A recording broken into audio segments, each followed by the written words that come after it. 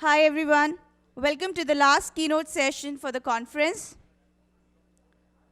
Excuse me, if you're still standing, kindly sit down.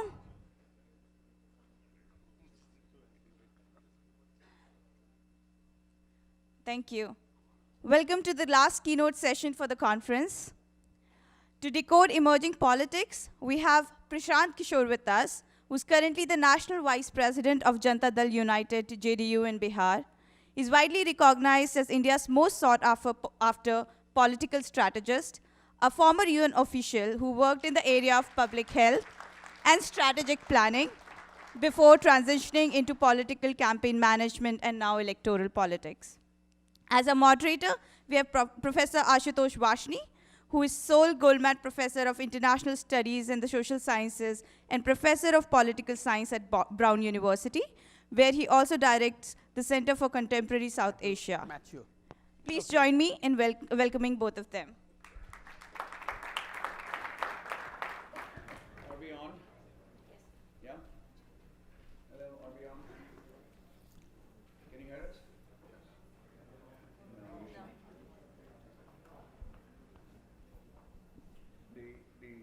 The sound is controlled from there.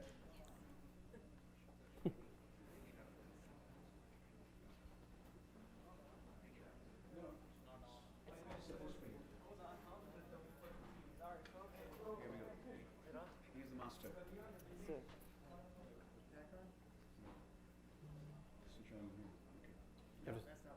Now it's on. Okay. And his? I'm sure. No, you're okay. Okay, so we have in our midst one of the master strategists of the last, political strategists of the last decade. Now no longer a strategist, but a political office holder. I think it would be best to start with, before I ask questions, we'll do it for about, the moderated discussion will be about half an hour according to the organizers, and then we'll open up for about 20 minutes for Q&A. So I think it will be best before I ask questions to invite Prashant to give an opening statement about what drives him. Okay, thank you. First of all, it's a great honor and my privilege to be amongst you. What you know about me related to political strategy campaign, which is, I don't think I ever intended or wanted to be what I became, but be what it is. Now, last year, September, I made it official that I'm no longer available to do what I used to be doing, which for the lack of a better word is called as political strategist.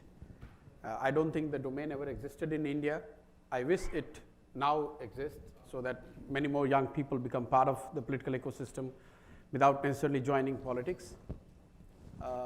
Now, as you said, I work with Janata Dal United, which is a small regional party in India, primarily in Bihar. My idea is to go back and whatever I've learned and use it at the grassroots level.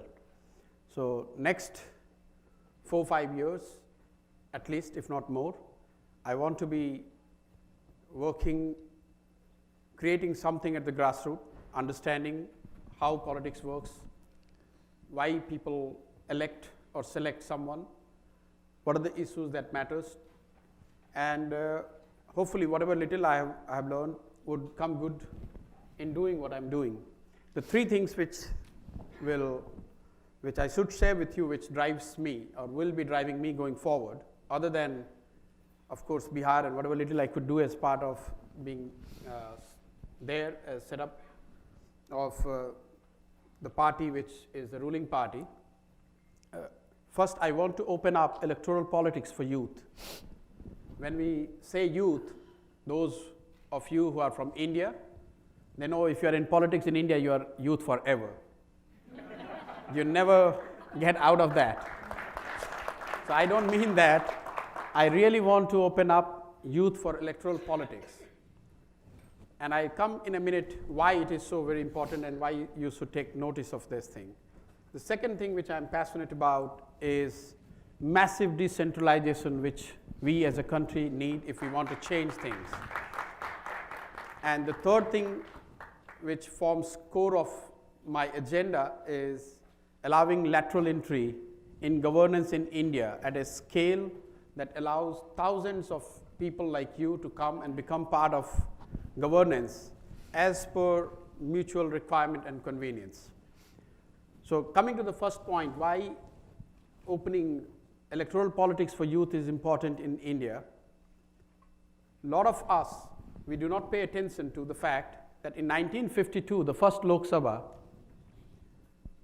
below 40 years of age, 26% MPs were below 40 years of age. In present Lok Sabha, when everyone is talking about youth, the below 40-year age MPs are 7.6%. Modi ji is proponent of youth and Rahul ji is youth.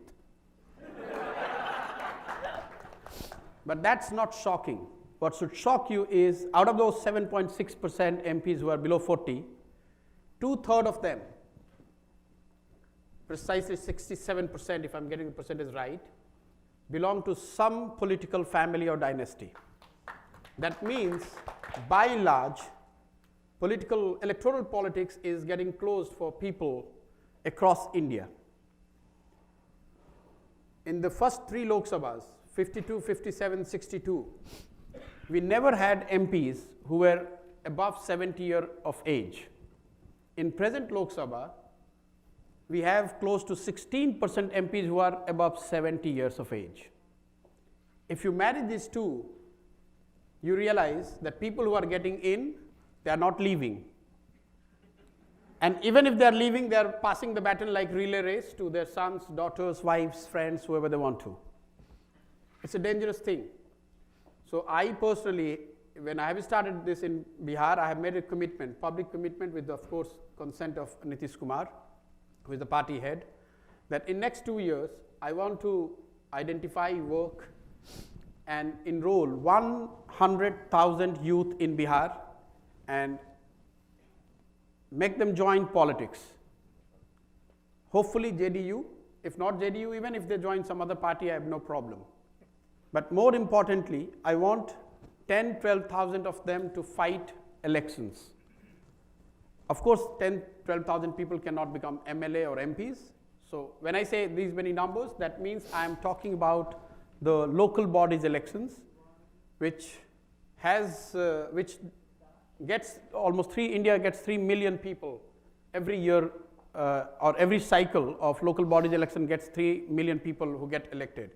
So a lot of us as the young people, we do not pay attention to this thing.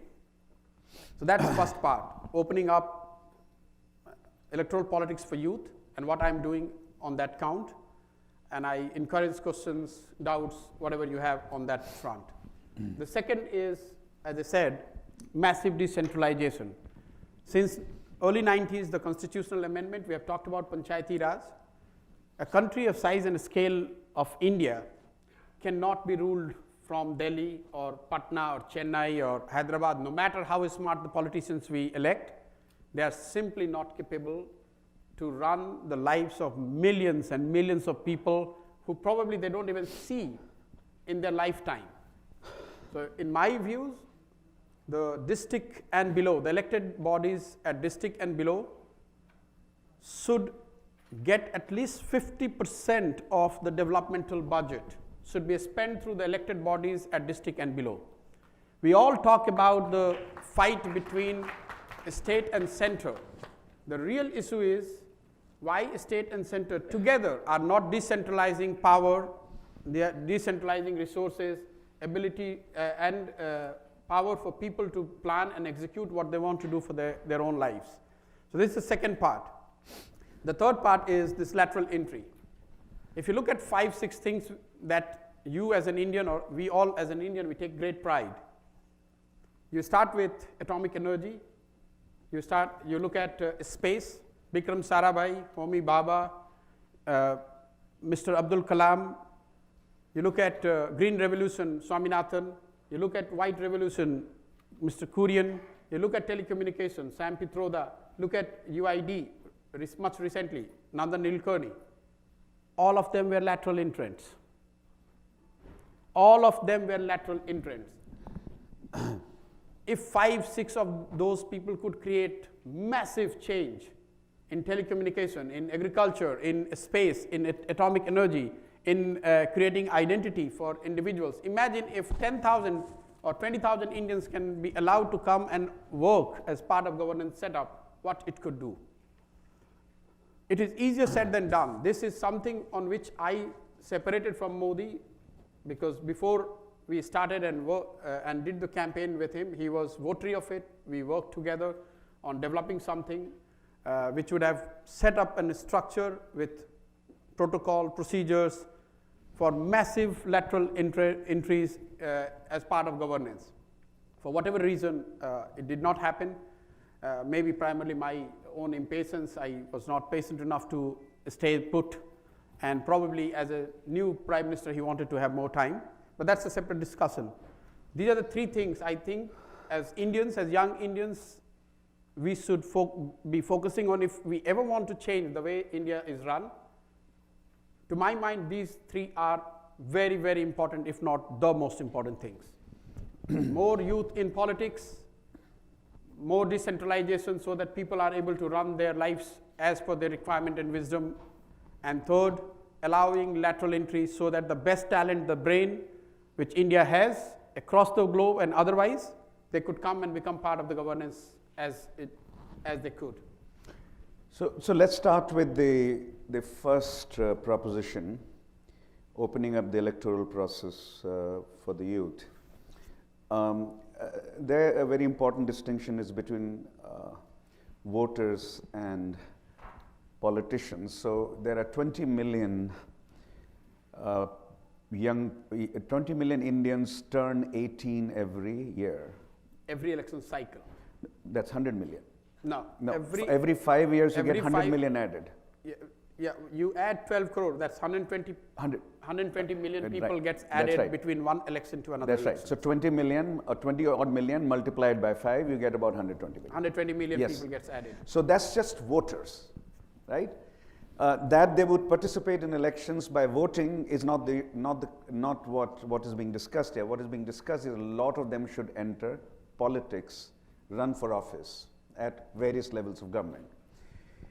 The problem in that most people who are not from political families have faced, and I seek your reflection on this problem. The problem is that the resource requirement for running for office, especially assembly and above, I'm not familiar with how much is spent on local elections, running for local elections, but I'm quite familiar now with how much it takes to run for assembly, an assembly constituency. And these are mind-boggling figures. We are talking about, as a political scientist, of course, I talk to a lot of politicians, and you many more than I would, but they're mind-boggling figures. 5 to 10 crores per assembly constituency, per election. 10 crores and above in Bangalore is common. Is common in Bangalore, right? Where I spend 3 months a year. Now, Prashant, how would you deal with this problem? You've spent so much time in politics. Tell us how anyone can raise 10 crores or 8 crores for an assembly election and then think of being a clean politician after that. So this is one of the misnomers people have, that to become politician, especially in India, you need a lot of money. Actually, it's other way around. If you are rich, you are less likely to get elected. Though you have put the number, I'll just use an Hindi thing. If you have vote, note ka jugaad ho jayega. Society gives you the money to fight once you get the popularity and acceptance. I'll give you the data and you'll, because you have quoted some numbers. So Mr. Modi is very popular. He has 200 million plus vote. Hence, BJP is one of the richest party in India. Mr. Ambani is probably 100 times more richer than BJP as a party, but he cannot get even 10% of the vote what Mr. Modi or BJP can get. True. I can give you 100 examples of politicians who actually when they became politicians, they were not rich. What happens as a human being, we look at politicians as they look today. So you look at Mayawati as he looks today. You look at Lalu Yadav, Mulayam Singh Yadav, Modi, Nitish Kumar, whoever you name, Chandrababu Naidu, he's actually not a kind of self-made politician, but say, all the names that comes to your mind. NTR के दामाद हैं वो. Yes. So all the, I put this as a challenge to you. All the politicians who you follow, you care, you go and see when society made them leaders, where they were rich. Actually, they were not. And that is the complaint you and I have as citizens. We say that before he became politician, he was nobody. After becoming politician, he has become so rich. If you write this line on a piece of paper, what are you saying? Before he became politician, he was nobody. After he became politician, if he so choose, he could become rich. And I tell you, all the chief ministers who are there in India today, they all come from relatively humble background. And again, I throw another challenge to you.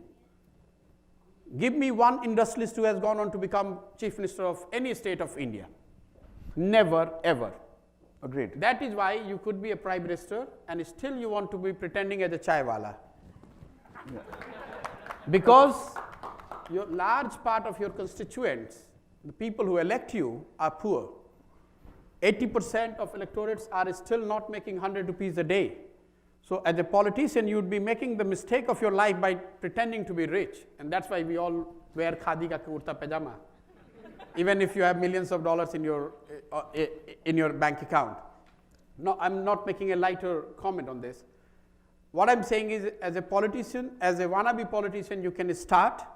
You need not worry too much about money. See, if you have money, anything what you want to do in life is relatively easy to start with. If you are son of a rich person, coming to Kennedy School is relatively easy. If you are not from a rich family, you might have to take a loan, you might have to take help from 5 other people. Same applies in politics as well. If you are son or a daughter of a rich person, starting in politics could be easier. But that does not make you more likely to succeed. At least data doesn't tell you. All who are there in India as a successful politicians, most of them, when they became politician, not afterwards, when they became politician, when society made them the politician who they are, they were not from the rich family background. They never had money. But that still leaves an important question unresolved. Yes. Even agreed, Nitish Kumar was not rich when he entered Mamta politics. Banerjee, Mamta Banerjee was not rich. Lalu Yadav, Mulayam Singh Yadav. But if the requirement is that you must raise money from others, even if you don't have money yourself. Yes. Though you raise. You raise money. Because in democracy you have to raise money. You will have to raise money, right? Once you raise money, you will also have to do something for those who gave you a lot of money. No, it depends how you raise the money. If you have raised money by getting into quid pro quo, then of course you have to do something. But if you have raised money, as you do a lot in this country or many other mature democracy, I don't think necessarily you have to get into quid pro quo, which... Well, so then this whole issue of campaign finance reform for you is not a serious issue? See, there are mixing two things. Okay. So parties raise resource and they spend money on the campaigns. A lot of it in India is not over the table. So as a society or as a country, we need to take care of that part. And the way forward there is like countries like England and all, we should have a ceiling on the party's campaign budget. In India, we have ceiling on the individuals. How we circumvent it is if you do not put the candidate's picture out there in the campaign, then you can spend as much as you want. And hence you see a lot of money coming into electoral politics. But there has to be a cap at the party level. If you put that cap, it could be just a function of number of votes, percentage, whatever, a formula as it is in many countries in the world, that will put some cap and bring some sanity back in the campaign financing. But campaign financing per se is not the root cause of a lot of problems which you and I see. Okay. Now, on the question of decentralization, you say 50% of resources should go to the district level and below. Yes. Now, after the 72nd and 73rd Amendment, which took a lot of time to pass, because the problem was not, or problem was as much the inability or the unwillingness of Delhi to decentralize, as also the inability or unwillingness of state governments to devolve power downwards. It's more on the states now. More on the state level, states because do not the want to state level devolve. leaders don't want to see leaders rise from below. It's not only that, Yeah. it's both. They do not want leaders to rise, they also want to control resources. Okay. So how do we, perhaps you can convince Nitish Kumar that 50% of resources can go down to the lower levels, but the political economy studies have repeatedly shown that state level leaders, state capitals are not, it's not going to be easy for you as a campaigner to spread this message beyond Bihar and persuade state governments to devolve powers below and devolve resources below. So it's a process, a journey. As it has happened in the case of between center and state.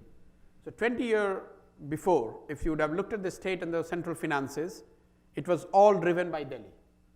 Now states are spending more money, and many progressive states are actually largely in control of their finances and what they want to do in their states, largely. Central assisted programs are becoming smaller and smaller. You have a formula through which you devolve resources, you send it as percentage of the total kitty, and then it is largely for the state governments to decide how they want to spend. And many of them are raising more money in the state level than what they get as the share from the center. Between the state and local bodies, district and below, this will again take another 10, 20, 30 years, and a lot of debate and a lot of persuasion by people. But first thing is, you and I have to appreciate that what we see our MLAs and MP doing is not their job. They are not there to build drainage. They are not there to build roads. They are supposed to legislate. In India, nobody sees them as legislatures. We meet them to make good school, road, drainage, electricity. That's the job of the local body. Because local body started literally in India only in 90s after this constitutional amendment, it is still to mature. People still are to realize that actually they need to be more careful about the chairman of the district, Jila Parishad as we call it, or the Mukhia, the village head, than MP or MLA. Because MP or MLA do not have resource. If you take out the MP LAD, which is a special fund which member parliament gets in India, he or she does not have any money to spend. Compared to that, a chairman of a district elected body would be having budget in states like Maharashtra, where it is a little bit more evolved. I would say a minimum, say $50 to $100 million per year. So their ability to actually bring change on the ground is far bigger and better, because it's relatively newer setup within the democratic structure we have. We do not pay much attention. So you will not meet people who want to become chairman of Jila Parishad. Everyone wants to become MLA. But those who are there, actually, they know that it's far more better and to become a chairman of the Jila Parishad. And you asked how much money people are spending in campaign. I can tell you on record that to win Jila Parishad chairman is far more expensive affair than winning an MLA elections anywhere. Because you actually have tangible resource, and if you are good, you can bring a lot of changes on the ground. rather than becoming MP and MLA, because you are just there, people think they have different expectations from you, and you don't have resources or mandate to do what. But this will require that Zilla Parishad chairman be directly elected. In which states of India are the Zilla Parishad chairman directly elected? They are not directly elected. They are indirectly elected, right? But they are like councillors are Correct. elected and councillors elect Zilla Parishad. But there, some of the states are far more progressive in the way they are organizing their local bodies. For many states, for example, you have 50% reservation for women in local bodies. In most states, almost all, we have at least 1/3 reservation for women, something that has not happened in Parliament of India until today. Everyone is talking about women empowerment. It has not happened in the assembly, it has not happened in Parliament, but most of the states have implemented it at the local level. And you see thousands and thousands of women at the grassroots level coming through this channel. Another idea that is being debated in the political process, what is your view of that? Should the mayor be directly elected? Should the chairman of panchayat be directly elected? So there is no chairman of the panchayat, the head of the panchayat. Head of the panchayat. He or she is directly elected. The Not- mayor of the city, Yeah. because it's a Western concept, in West we see mayors, very high profile ones, getting elected directly. To my mind, it doesn't make a hell lot of a difference. So if mayor is elected by the councillors of a city, it's same like having a parliamentary democracy at the country level. That rather than electing your president directly, you are electing your MPs and they are electing the person who is going to be the prime minister. But there's a big difference, Prashant. Why? The municipal commissioner, let's say Bombay, Yes. dominates Bombay Municipal Corporation, and he is not elected. He is an IS officer.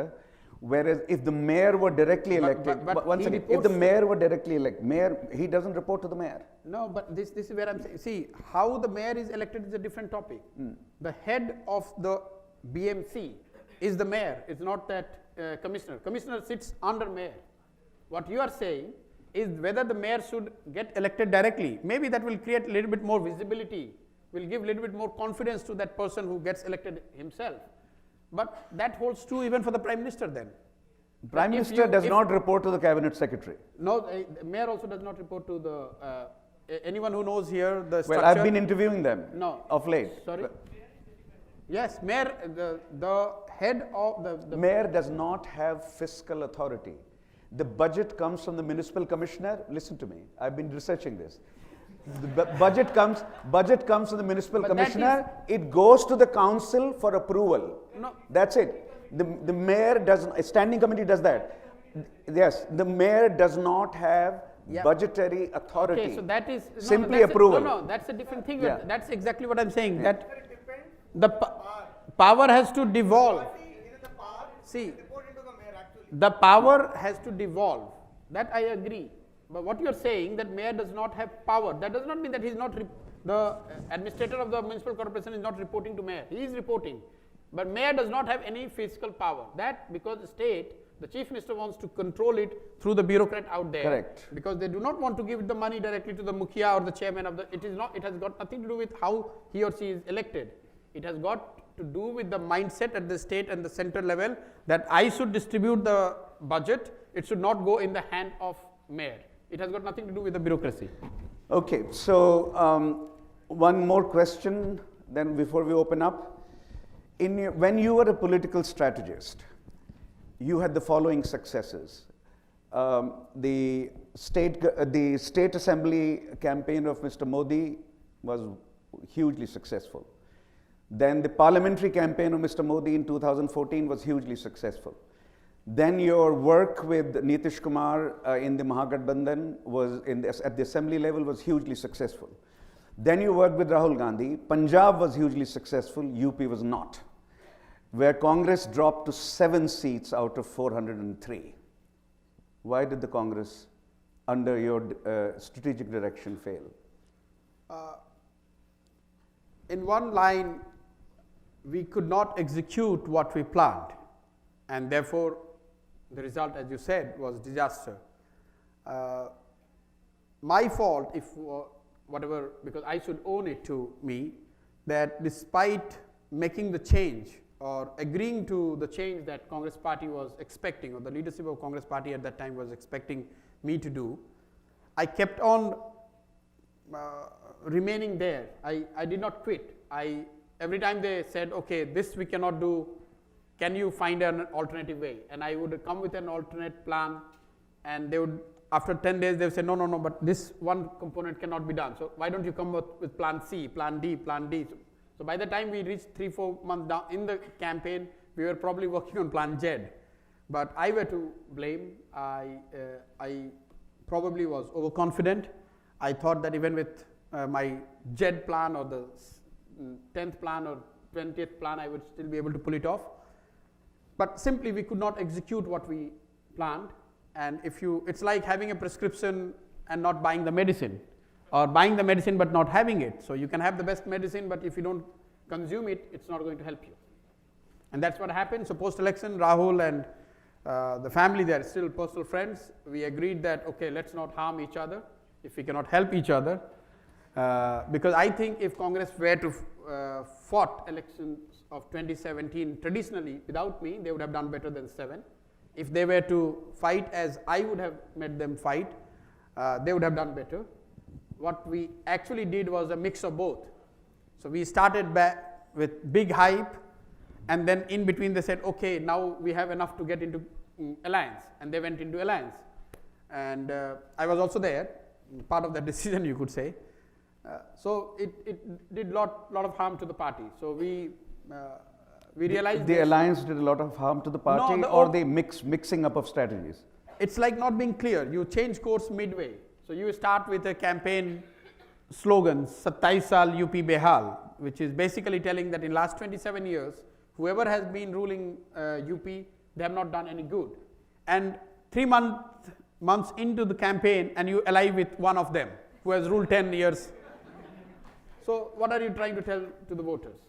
So we made fool of ourselves. Yeah, confusion. But you should have quit now in retrospect. Not retrospect. Even there is a politician sitting here from Punjab. He knows what happened. But mistake is with me. I cannot say now after the result that, oh, I should have quit. If I choose not to quit, then I have to take the blame, and I have no harm in it. I have no hesitation in accepting that it was my fault. So the mistake is not of Rahul Gandhi. It is my mistake. Because if I take credit for the victory which is not true, which is not correct, people like me are very, very overrated. We are overhyped, overrated. No one, make no mistake as a young person, young people, make no mistake. No individual, no institution, no entity, no matter how big or small that is, can materially make difference in electoral outcome in a country as big as India. People like us can make maybe some difference on the margin, bringing some organization, some structure, some sanity in overall scheme of things. But to say that someone has made X, Y or Z win is a big, big overstatement which should not be attributed, at least not to me. And now we open up for 15 to 20 minutes of questions. I see lots of hands. Let me state the rules. We will go from this side to that, and we will look for gender distribution, proper gender distribution. So it can't be just men speaking. Yeah? Okay, yes, sir. Can we do one set from there, one set from here? I decide the rules, sir. Yeah. I think someone has a mic. Someone has a microphone, yeah.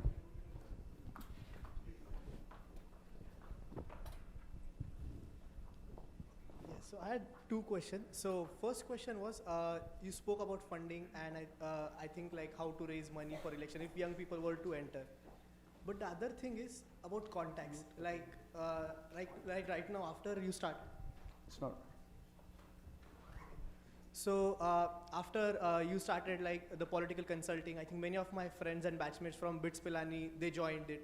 Then there was a LAMP fellowship, which where you could work with MP, and a similar program was run by Maharashtra government too.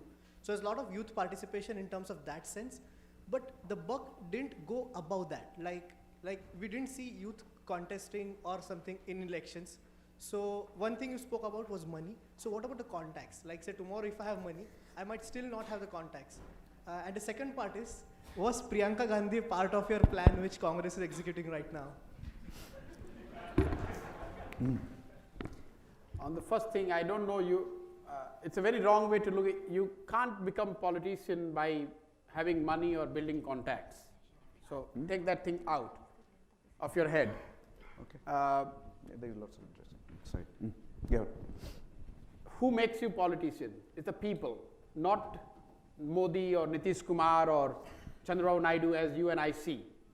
It's people who make you politicians, make you their leader. Once you become leader of some stature, then leaders of the political parties take you up and give you a platform which you see as a ticket or position in organization.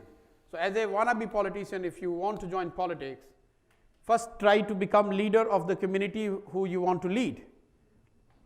Rather than thinking about money, contacts, network, all those things will fall in place, no worries. If you have people behind you, everything will fall in place.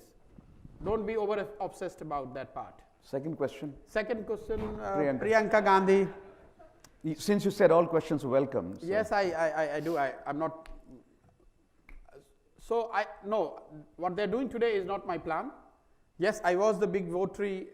In fact, I designed the program where she was to be the face of the UP Congress campaign. At that time, it did not happen for whatever reason. Now they have decided to bring her, but not in the role or the manner in which I would have envisioned.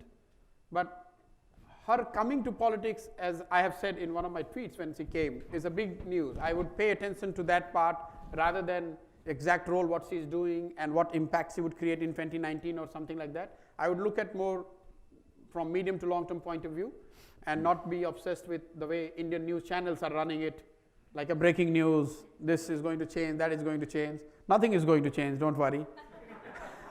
The UP elections are between BJP and Mahagathbandhan. She is one of supposedly a charismatic faces. We have to see how she goes about it.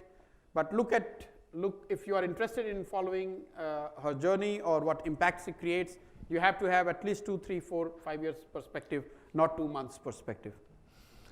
Let's invite I saw one of the women raise their hands. Yes, miss. Please introduce yourself and ask your question.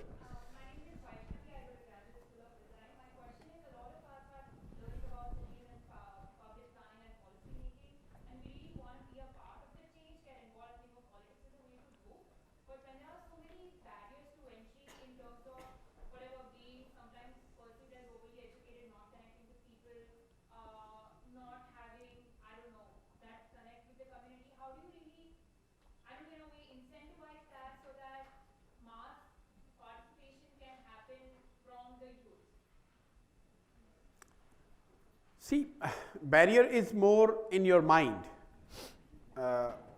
As you know, as young people, we think because you have gone to a good school or you have earned something on a professional front, you think everyone who is in politics are inferiors or bad people. And this is a domain where I need not go there. And I'm the one who knows everything, I'm much more articulate, I'm more educated, I have a better plan. That's not the right way to look at it. As Plato would have said, that if you do not participate in democracy, be ready to be ruled by your inferiors. So if you are Harvard graduate and you don't want to go and participate in democracy, be ready that a district college graduate will be your master. So onus is on you. Most of us, we sit in our living rooms, our lounge, and wherever we choose to sit, and we crib about, look what kind of politicians are there to rule. But who has prevented you and me to go and try out? If you think you are better, go and compete. People from United States are not going to India and clean this up. If you are better, go and compete. Now we go to that side. Yes, sir. Yeah. Introduce yourself, please. My name is Vinny Kumar, and first of all, you look very nice today because I tried to Google your picture and I all find you in the kurta and pajama, but today you're in jeans and nice sweater. You looks good. I thought I always wore black. Okay. Okay, so my question is, you are creating a great ecosystem in Bihar and bringing 100,000 youths into politics, which is great. But my concern is, my concern is, I do not know any other state, but I must say Bihar and UP, we have a lot of gangster. We call Bahubali, not the Rajamouli Bahubali. We have real Bahubali, and everybody having a AK-47 muscle power. So how these youth going to deal with them? So the three things which I'm asked in everywhere I go and I speak, the people, the predominant reservations people have about entering politics. One is what Professor said, money. Second is this Bahubal or whatever you want to call it. Gangster. And third, I'm sure someone is going to ask about the caste. That without caste, how do I win? So look at the Bahubali thing. As India matures, we as a country mature as a democracy, the role of these so-called Bahubalis is going down. And do not be fooled by what ADR puts as criminals in politics. Facing criminal charge and being a criminal are two different things.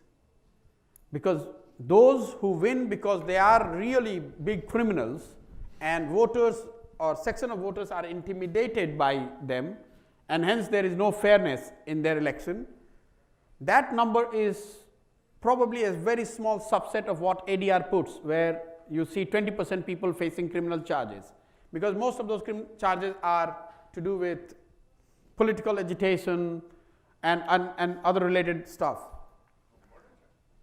Yes, murder charges also, but even if you are facing a murder charge, say for example Nitish Kumar, I'm just giving you an example. Nitish Kumar, who is supposedly one of the cleanest politicians in India, is facing a murder charge since last 20 years. So ADR report will count that.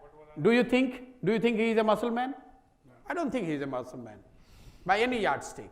So lot of data which you read in college or set up like Harvard need to be put in context, and you do not have understanding of the grassroots, you get misled. So if you look at the present Lok Sabha, about 543 MPs, 539 to be precise, ADR report says about 30% of them are facing some kind of criminal charges. But in reality, I would put that number not more than 10, 12, 15, which is less than 2%, who are actually criminals or quote unquote seen as Bahubalis and have won elections. It is like when you have on a highway thousands of vehicles moving, no one takes notice. One accident, everyone take note of that. Why do you want to be guided by those 2% and not look at 500 people who have been elected without any Bahubal? You can get elected. The most infamous Bahubali, at least in Hindi heartland, is Shahabuddin. You must have heard it. And Mr. Anand in Singh. Siwan, and a JNU student leader. Just because you mentioned this, a JNU, it is for you to know. A JNU student leader, Chandrasekhar, he challenged him at the peak of Laluji's governance at that time.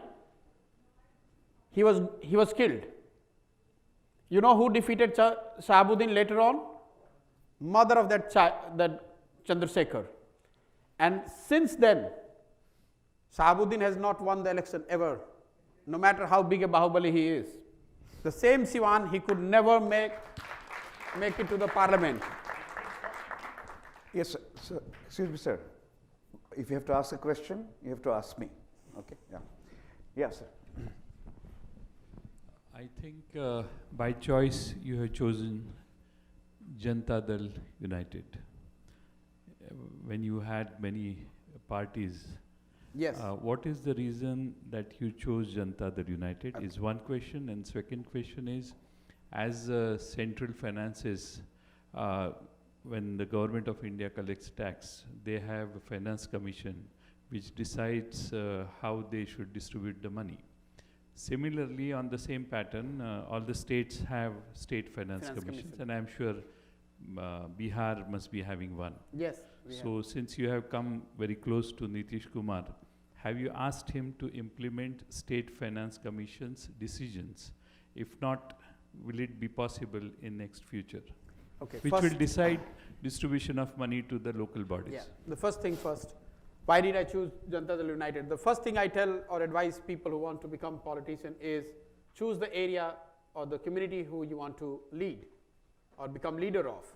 So for me it was to be Bihar because my father is from that place, and it's always an advantage to go back to the place where you belong to, because in electoral politics it matters.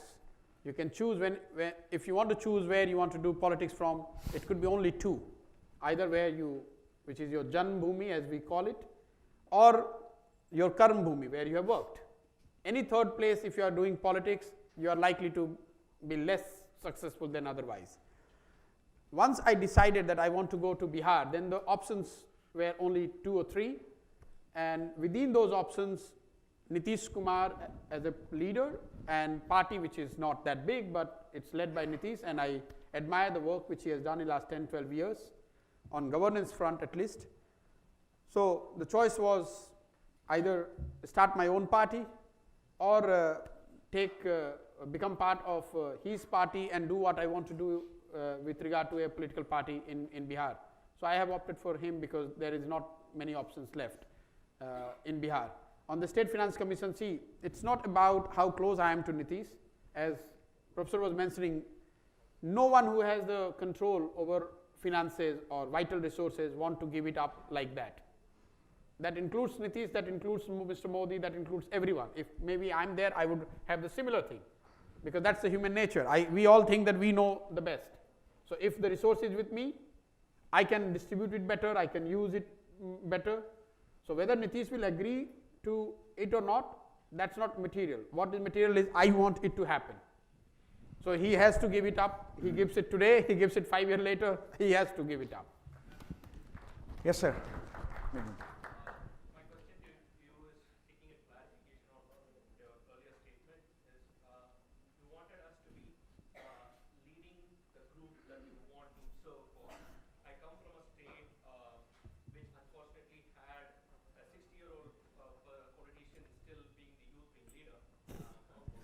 Which state is that?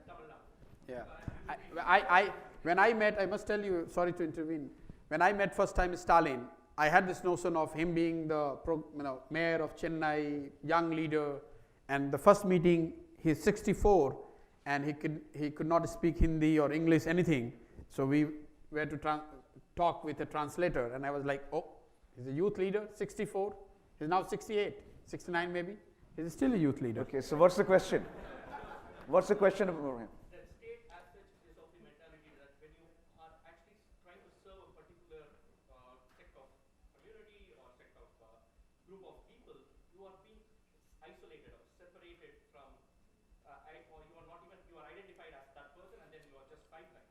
And the second question is for a state like Tamil Nadu, where, as you mentioned, a 64-year-old is the youth icon or the youth leader who does not have somebody to look up to, because you are identified only by these two parties and you can't come up if you haven't served through their family members or you don't come from their dynasties.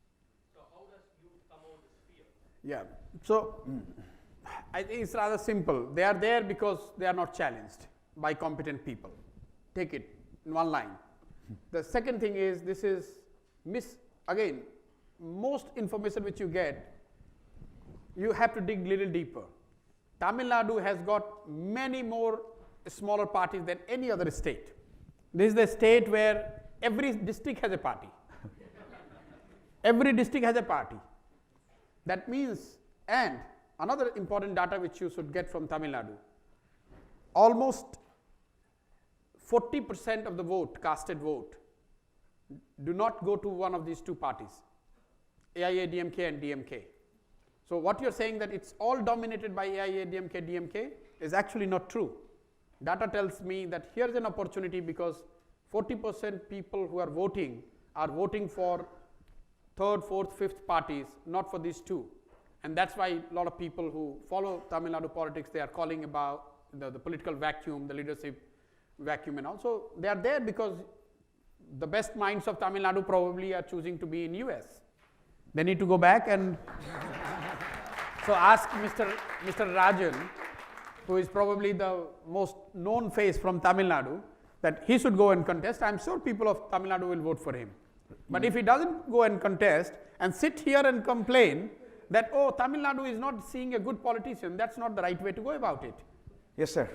Recently made a statement about like Modi will again become a prime minister, and how do you justify that? And second question is, will it work with the YSRCP in the UK, and why is it like all of a sudden? So everyone heard the question? No. Will Modi, the question is, our understanding is that any question can be asked. So this question is, he has to decide whether he wants to answer. I will answer. Okay, whether Modi will become prime minister again, and YSR question is what? Why did he leave? Recently, and Modi will again become a prime minister, and how do you justify that? Okay. And the second is YSR? Second question is YSR. I mean, you did work as advisor to YSRCP in AD, and why did you left all of a sudden? Okay. Okay. So where are Why you did from? he leave advising YSR all of a sudden? You are from AP? Yeah. Okay. So the second question first, because that's easy. I have not left. The statement in ISB Hyderabad, when I announced me joining politics, I categorically told there to the audience that one commitment I have made was with YSRCP, and I continue to help, advise, run his campaign. So YSRCP campaign in Andhra, for good or bad, is all on me. So that factually you are not rightly informed. On the first statement that whether Mr. Modi will be the prime minister or not. So I was asked a question, what is the like as it happens? In India, everyone knows about politics, cricket and Bollywood. So everywhere I go, people ask who is winning the election. I don't have a crystal gaze. I don't know who is winning the election, but if you put the gun on my head, and I have to say that no, who is going to win, more likely than not, NDA would come back to the power. If NDA is coming back to the power, Mr. Modi, who is the prime minister right now, and likely to be the candidate of NDA, not likely, he will be the prime minister face of NDA. In that context, I said he will be the prime minister. I am not there to justify. Why should I justify or not? It's for the voter of India to justify. I am making a statement. I am not backtracking from it. It's an assessment that who is likely to win. I am saying NDA is likely to win, and NDA leader is Prime Minister Mr. Modi. So I do not see a reason that why NDA, as and when they win, they will replace him and bring somebody else. Yes, ma'am. You're next. Hi, Prashant. It's good to see you. Yeah, she has worked with me in CAG long back. Yeah, Right. Tanvi, I was one of the first people. Where are you now? I was in the policy space before, and I'm back to that. So Okay. I'm at New America Foundation. All right. And my question to Prashant is, it's been a long journey. I for thought you have asked so many questions when you worked with me, so why even this stage be taken by you? No, Yes. it's now No, 5 carry years on. later, so you've Yes, please learned go a on. lot. So my question is on that. Like you've now seen you've talked about politicians a lot, but you've seen the electorate now for a long time. And what are your learnings on the Indian electorate in terms of in what ways is it good and in what ways it really has to mature? So contrary to most people what they think, I genuinely, from core of my heart, I believe the electorates are, as a group, they are smarter than any smartest, cunniest, most intelligent politician which country has ever seen. So never ever have this misconception that voters are not intelligent enough. They might take money, they might take favors, they do everything, but they still vote out 90% of governments. Yes, Just sir, for you to you're know, next. Yeah. Can you go to the microphone? 90% local bodies, elected people get voted out. Despite all the manipulation and campaigners like me who are so inefficient, we can't make you win election if you have not done a good job as a government. Yes, People sir. are very smart. Hare Do not Krishna. undermine My name them. is Panduranga Gopal Das. I have two questions. First, I see a danger that strategists are taking the responsibilities for elections. So I'm not taking, sir. No, I mean to say. How many times I've said no? No, I mean to say, at least when you take responsibility when it's lost, that I'm partly responsible for the strategy. In the sense, when you said UP elections were lost. He did say he takes responsibility for the loss of Congress party in UP. He did Yes. say that. Sorry? He did say that. Yes, that's what I'm saying. That's what I'm saying. Most people would see it as a sign of great humility. Yes, yes. Right? But- He did say that, yeah. But the danger is, rather than politicians, for example, Facebook can today make a president perhaps No, they can't. by the strategy. They can't But make it. at least, Make no mistake. At least it can influence. Then Facebook cannot influence Indian elections. Make Not no India- mistake. I mean, I'm at least sure in US, someone in from US Facebook here might not like it. In US, Sorry, if I don't want you to interrupt, but let me just give you an example. You know how hyped these Facebook things are. Few days back, maybe a month or two, or maybe a little longer, there was this whole hoopla about Cambridge Analytica, because you live in US, so you would have heard about it. So someone in India, so for 5-6 days, it was the topic, who has worked with Cambridge Analytica? Because everyone wanted to prove that other party has worked with the Cambridge Analytica. As we all do, we all make up our CV. Okay? So someone has written, who claimed to be partner of Cambridge Analytica, that they have worked with JDU, Congress, BJP, and depending on which channel anchor you are, you will pick selectively. Okay, they have worked with JDU. So my answer to I give an example and you see how trivial it is. One of the claim was that Cambridge Analytica worked with JDU in Bihar in 2009 and impacted the electoral outcome. And there was a half an hour television debate about it, led by great Arno Goswami. He's a friend. And saying that, look, how much they have done, they have taken data, they have used artificial intelligence, this, that.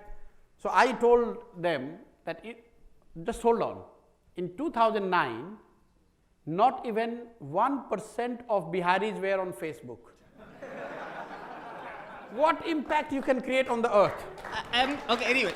You don't need to be an Arno Goswami. What's You the don't second need to be question? first-hand What's the information. second question? You talk about introducing thousands of leaders into the electoral system, political system. Who? Thousands of youngsters into the political system, but where is the training for the people? You can introduce people, but without being trained people, where is the change that you can expect? Okay, so first of all, you don't make leaders by training. I'm there, I have committed that I'm not going to fight parliament election, I'm not going to parliament either upper house or lower house. I want to dedicate my next 2, 3, 4, 5 years working with those individuals who wanting to become politicians. The assumption there is that if I can, quote unquote, advise a Nitish Kumar or a Modi, I could also advise a young guy who wants to become head of the village or win a ward or become a Jila Parishad chairman. So that is training, just for the lack of better word, if you want to call it a training. But no one becomes leader by attending a course or listening to some great master. Otherwise, the world would have seen likes of Shiv Khera as the prime minister of the country, because they know everything. Neither Obama nor Trump were trained. Yeah. Were trained. No politician becomes politician by training. Yes, Miss, you. Yeah. Will either we get you a microphone or I'll repeat your question. Yeah. Is this on? Yeah, hi, my name is Sunatra. I come from a family of politicians, long-standing politicians, and this is more You have to purely announce rhetorical. it, if you don't mind. Sorry? If you announce it, it would be fair. Yeah, my father was the Speaker of Maharashtra Legislative Assembly, Kupekar Sahib, and Jayant Patil Sahib is here from Bombay as well. So I think this is more a thought and not a question as much as a thought and purely rhetorical, and I'm wondering, and if you look at the American politics and the rise of nationalism in this, it's taken a very ugly shape.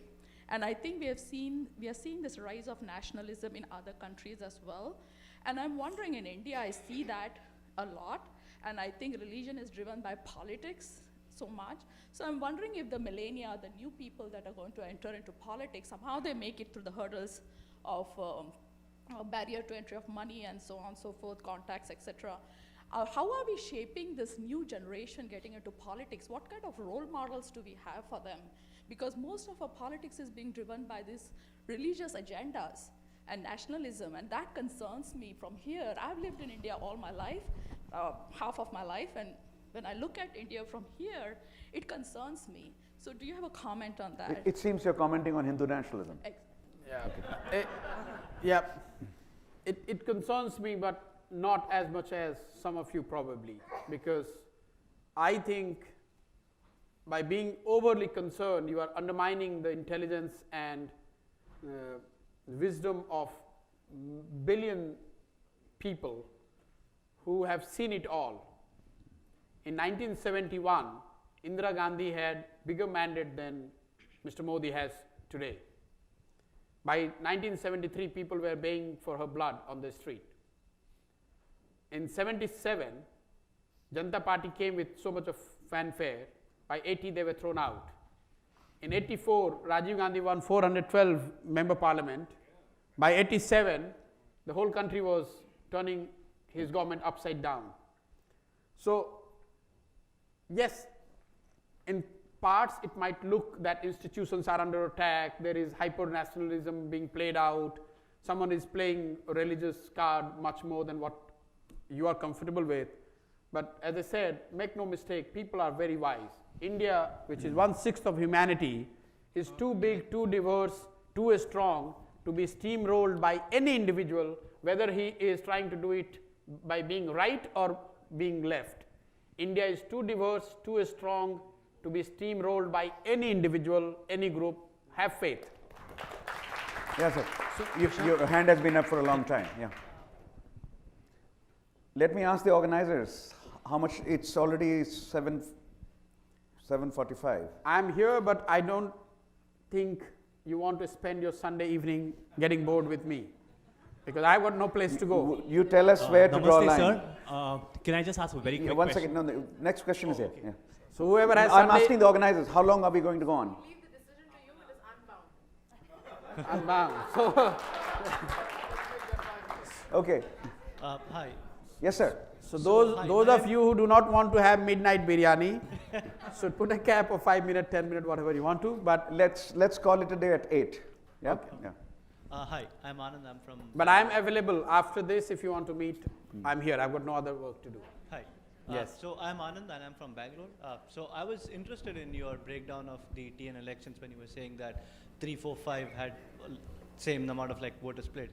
Do you think a radical solution like rank-based voting would give people enough confidence to say we are an informed electorate, but at the same time this isn't just a two-party system? Because I just came from a panel on the role of regional parties, and they were so much interested in just the mere mathematical arithmetic of actually getting elected rather than presenting a vision.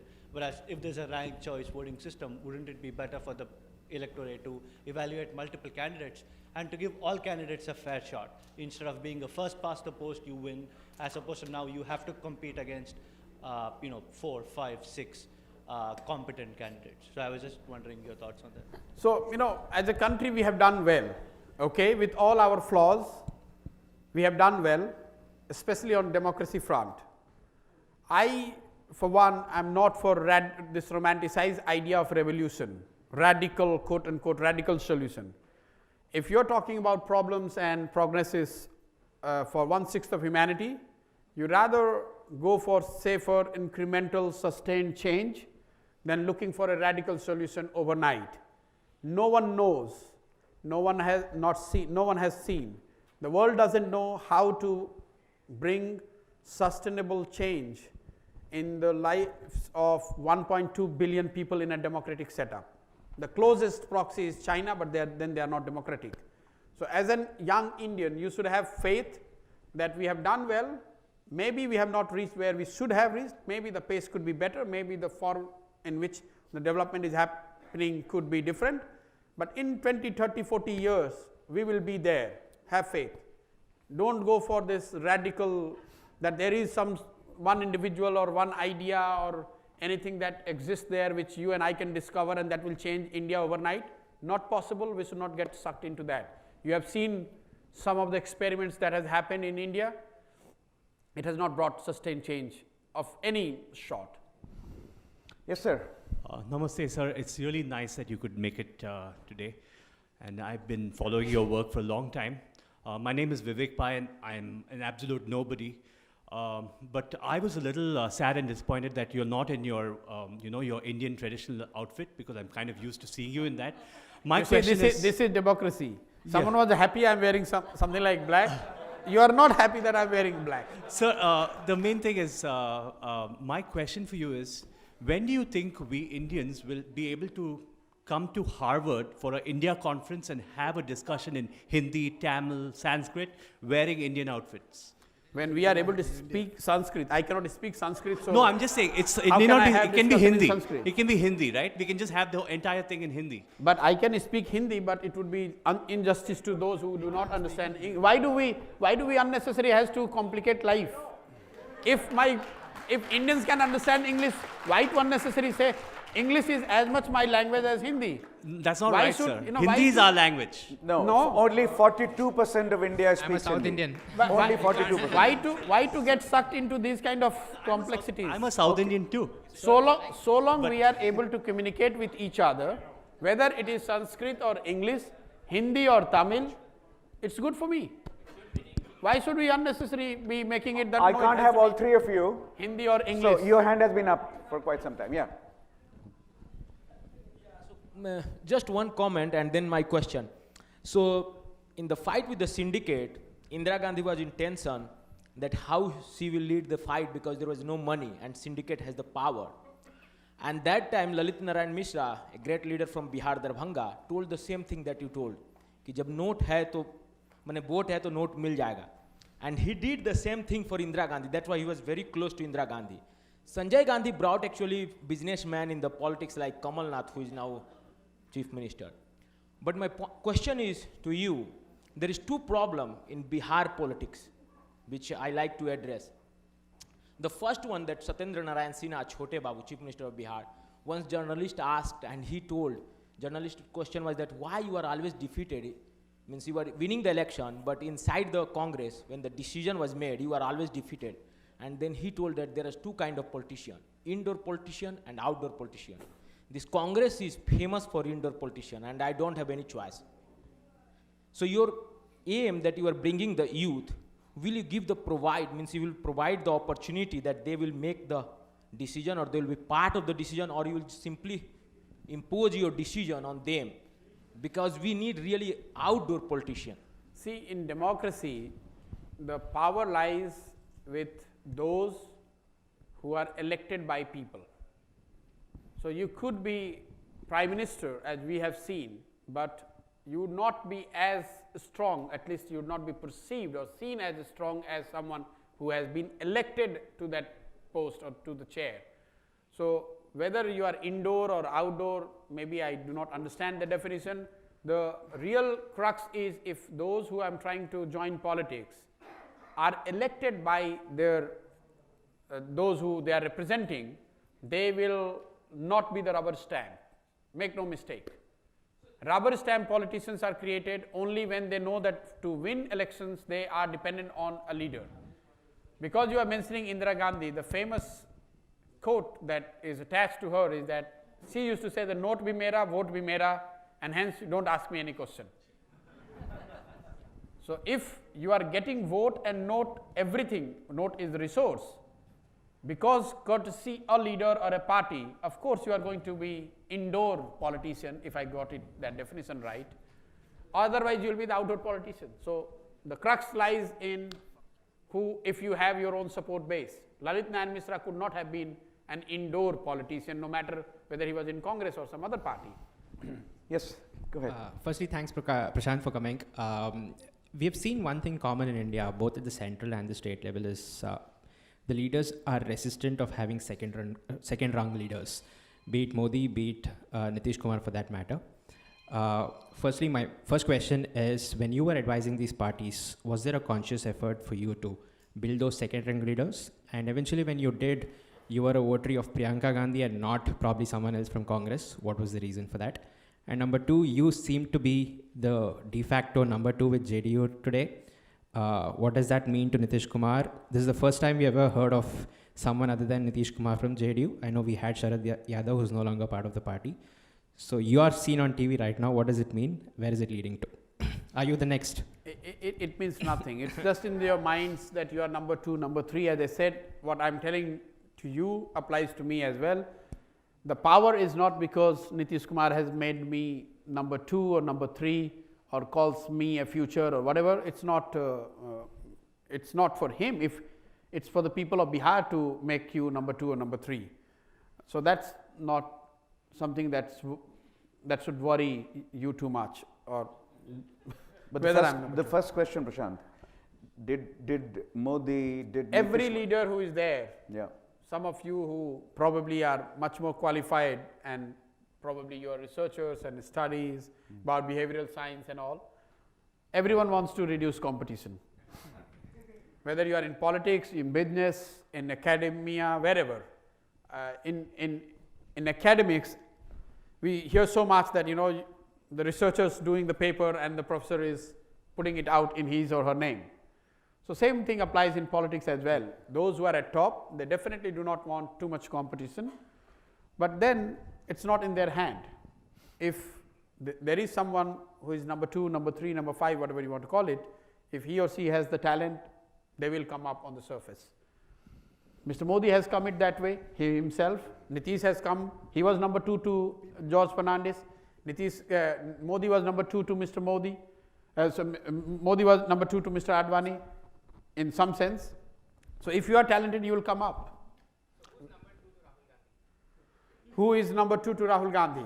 That's a good question. I think, see, now that his sister has come, by all measures, the way Congress functions, she would be number 2, whether she is called number 2 or not, that's the reality. We have 5 minutes left. Let me take 3 questions. One here, and one there, together. Yes, sir. People are top on are forgotten. I'll keep them. Yeah. So first of all, let me say it has been very refreshing to hear you. I have a question about some of the things that you mentioned. So what systemic structural changes would you like to make to Indian political system? I mean, to bring more youth, I understand you mentioned that, but would there be any structural changes in this political system itself, in the way how elections are governed or how the system is structured, would you suggest? So, wait. Let's go one or two. You have 3-4 questions. Yeah. Yes, your hand has been up for a long time. Yeah. So I'm a computational linguist at MIT, being mentored by the Tata Center with an educational technology startup, create software helping people learn English capable of further using the internet. What's your perspective on entrepreneurship in Bihar, specifically educational technology for teaching English to help the lower classes be able to access the internet? Okay. So English teaching in Bihar is the second question. Yes, one more. I saw a hand up, not here. Yes, sir.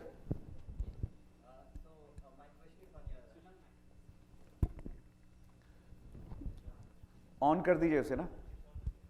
Yeah. I just wanted to know what would be the role of the political strategist that you carved out of and you left. So can a very well efficient political strategist support an unethical and immoral politician and make him win?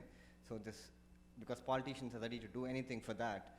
So it's I just want to see how your position would be in that case. And so we have 3. Shall we start with them? Okay. Can a strategist make an immoral politician? So at the first time, I have been repeating it that please do not give too much weight to political strategists, artificial intelligence, big data, whatever, machine learning.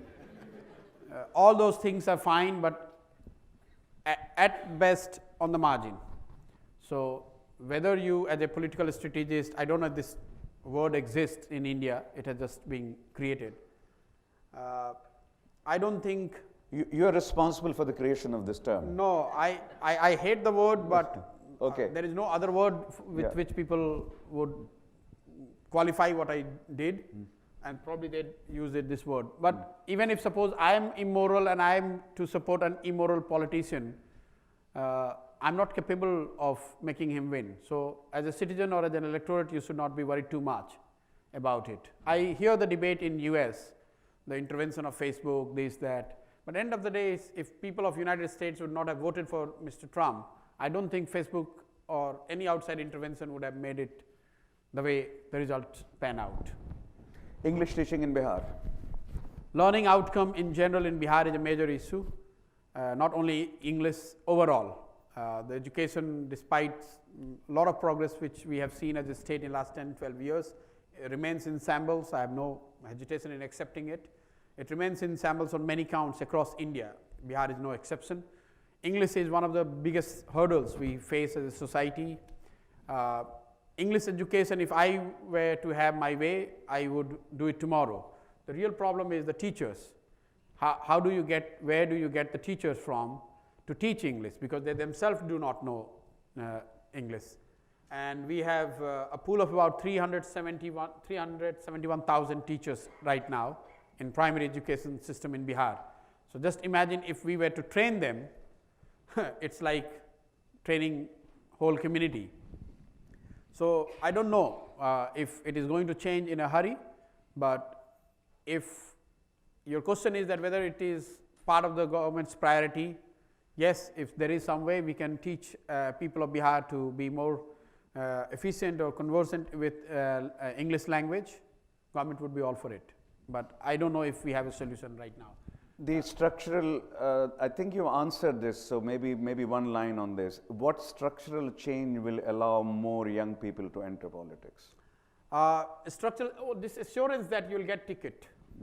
If you are good, you will get the opportunity to fight elections is the biggest hurdle. For a lot of you people or people like with similar background like yours, they come to politics, but they don't get the tickets to fight elections.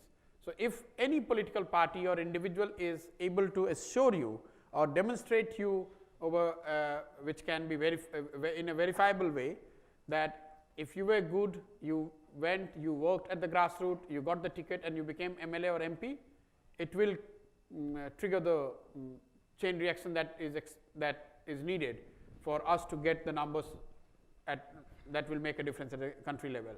And that's why I could have done it at an India level also. Why I am doing it in Bihar is because in Bihar I can commit that next time 50 MLAs will be getting ticket who will be below 40. I can't promise that for whole of India.